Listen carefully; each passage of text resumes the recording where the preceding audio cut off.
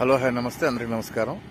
నా film making school channel like చేయండి, share చేయండి, సబ్స్క్రైబ్ చేయండి. ఇది ఎవ్రీ వీడియోలో చెప్తా ఉంటాను, ఎందుకంటే మీరు చేసే ఎంకరేజ్ నాకు చాలా ఇంపార్టెంట్. ఓకేనా?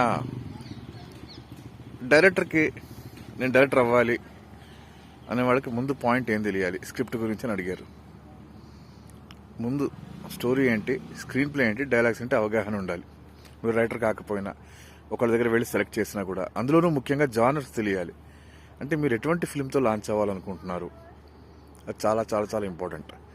Genres: mythological genre, historical genre, folk genre, social genre. ఇది ఫస్ట్ బేసిక్ టైప్స్. మళ్ళీ ఇందులో మళ్ళీ comedy, horror, suspense, family, murder mystery, thrillers, horror ఇవన్నీ వస్తున్నాయి. గుర్తుపెట్టుకోండి, ఫస్ట్ జానర్ స్టడీ చేయండి. జానర్స్ మామూలుగా మైథలాజికల్, హిస్టారికల్, ఫోక్, సోషల్, పౌరాణిక, జానపద, సాంఘిక, చారిత్రాత్మక కథల్లా ఉన్నాయి.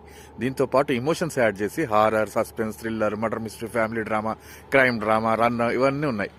వాటి గురించి ముందు అవగాహన ఉండాలి. మీరు ఏ జానర్తో ఎంటర్ అవ్వాలో అది సుస్పష్టంగా ఉండాలి.